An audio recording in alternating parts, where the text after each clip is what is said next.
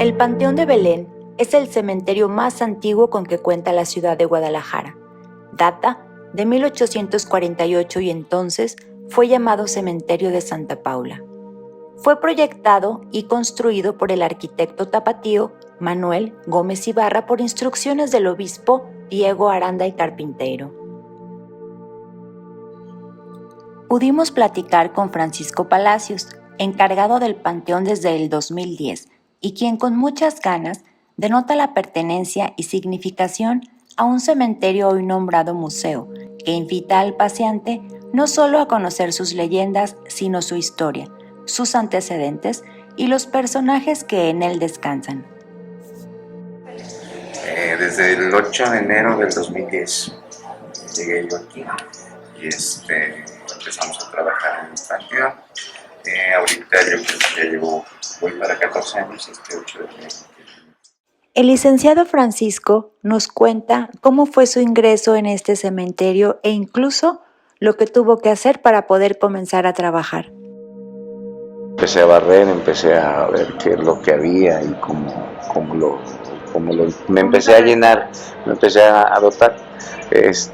Los primeros días pues sí sentía medio fellito porque andaba aquí solo, imagínate, en el panteón y sentías así como que te daba escalofríos por donde quiera que caminaban, ¿no? Pero ya después tuvimos una buena plática con todos estos inquilinos y les dije, a ver señores, ustedes necesitan que les limpie y yo necesito mi trabajo. Y mi vida cambió muchísimo porque empecé a descubrir muchas cosas, empecé a ver los personajes que se encontraban aquí. Como pudimos darnos cuenta, este panteón, que está lleno de historias y leyendas, también está envuelto de un misticismo peculiar. Aquí yo duré solo aproximadamente como unos 3 meses. Durante esos 3 meses empecé a planear, fue cuando se empezó a planear cómo iban a ser los recorridos, para empezar a ver, a levantar primero un inventario de existencia. Según la descripción de Mariano Bárcenas en 1880, cuenta con 2 corredores de 50 arcos de estilo arquitectónico jónico, con un mausoleo coronado con una pirámide de 40 metros de altura de estilo egipcio, que se encuentra sobre una capilla con 64 gavetas donde se depositaban los restos mortuorios de canónigos y hombres ilustres del Estado, mismos que fueron exhumados y colocados en la hoy rotonda de las y los jaliscienses ilustres.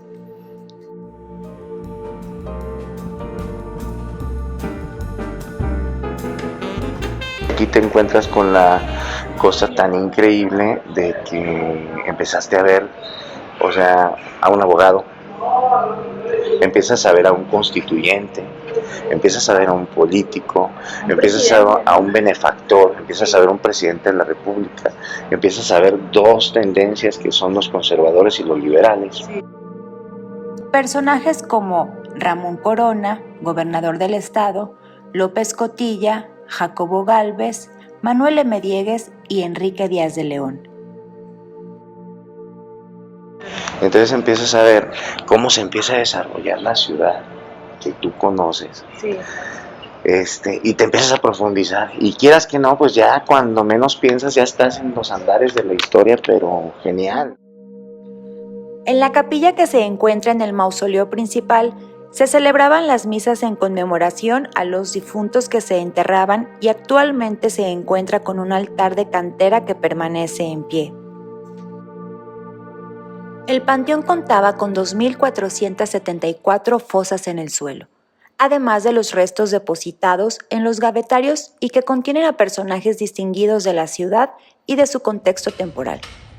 El Panteón de Belén fue clausurado el 1 de noviembre de 1896, probablemente fecha elegida un día antes de la conmemoración a los fieles difuntos y cerrando un ciclo que había permanecido por 48 años.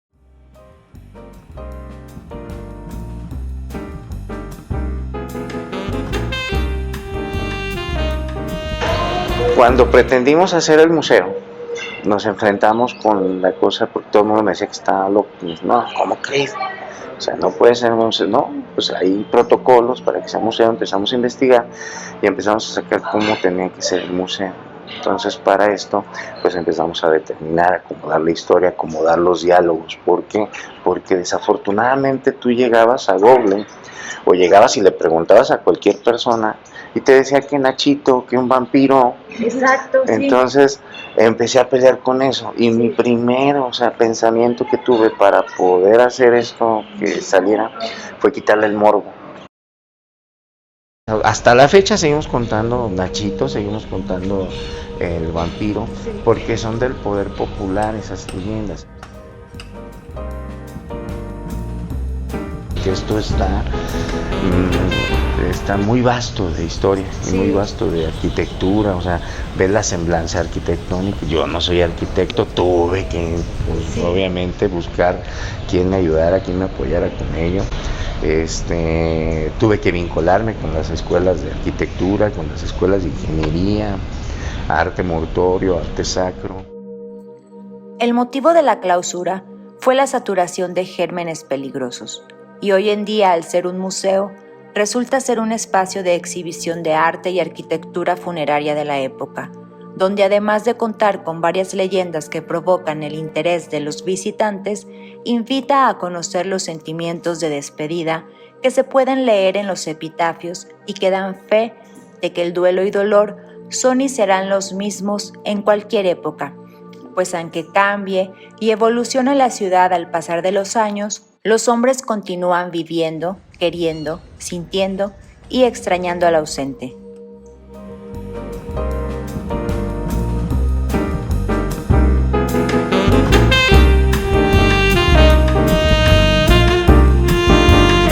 Tuvimos que leer muchísimo y ver muchísimos epitafios para poder comprender tanta cosa. Fíjense cómo dice ahí, esta tumba no es de un hombre, Es una mujer. es de una mujer. Y véanle por favor en la parte de arriba.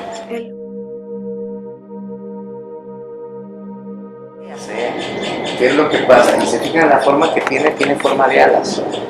Esto quiere decir que habla de la reencarnación o de llegar al ser supremo. A nosotros nos conforma la materia y el espíritu, o la materia y la energía.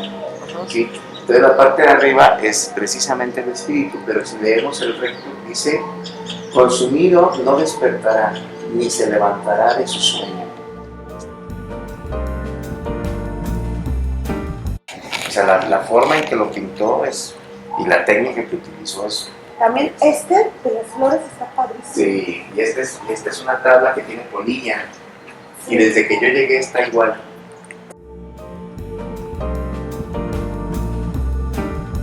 Porque fíjense cómo es esta, fíjense.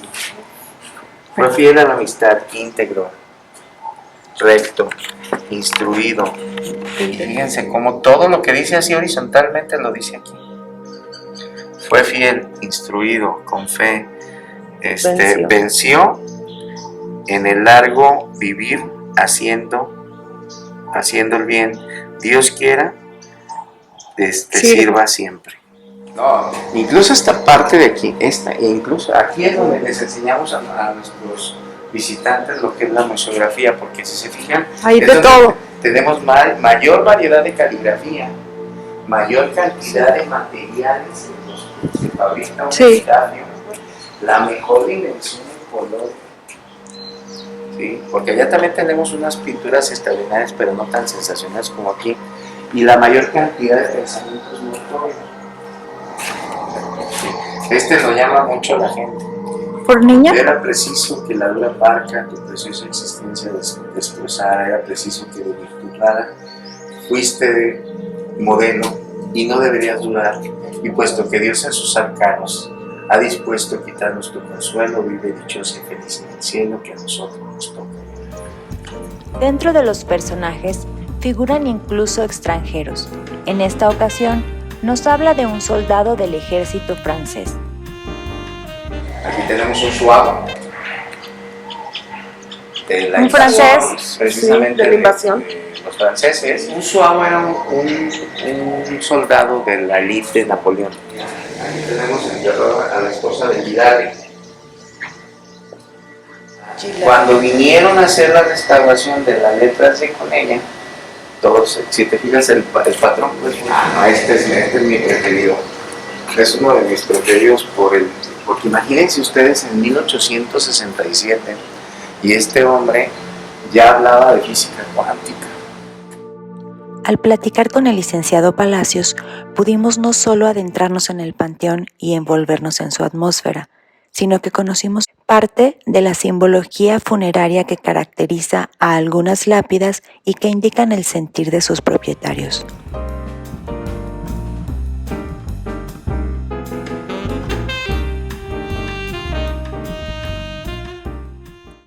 El arquitecto Manuel Gómez Ibarra proyectó el panteón basado en cierta simbología que se puede apreciar en su diseño. Manuel Gómez Ibarra igual pudo construir los dos corredores exactamente iguales, ¿sí? Y son exactamente en sus dimensiones. Miren, 144 metros y 144 metros, ¿sí? Pero si se ponen aquí van a ver que uno se ve más chico que el otro.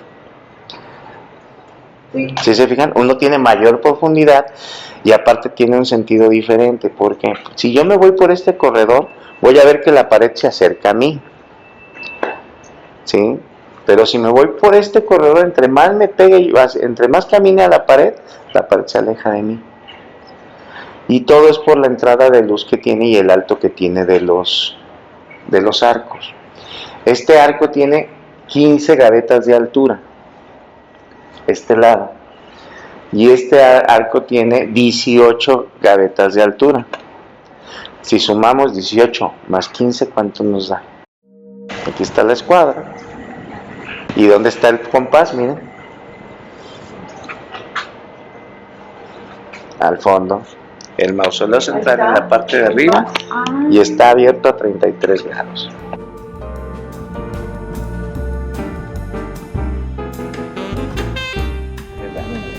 El panteón como tal, el primer panteón que surgió como tal y con gran magnitud, que fue el que hizo Fray Antonio Alcalde, era de esa barda para allá.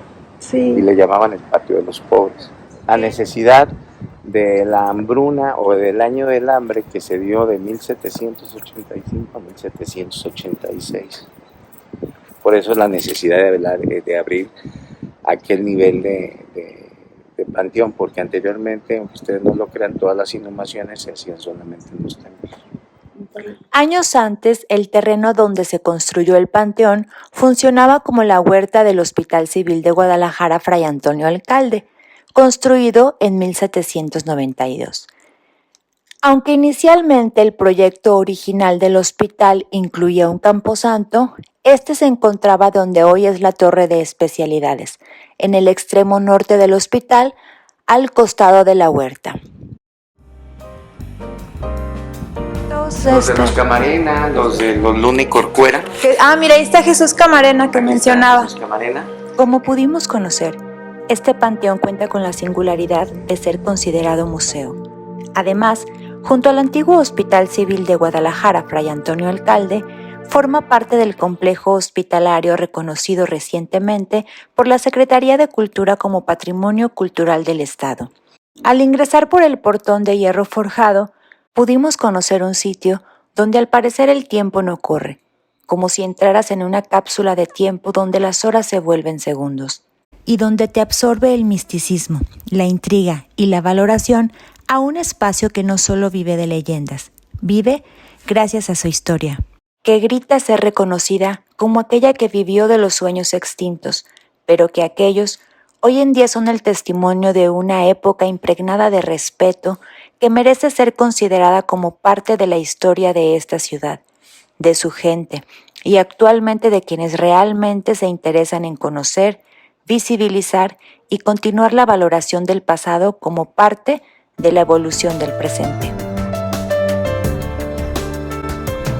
Este lugar tiene una magia increíble que si tú vienes, siempre quedas agradecido con él.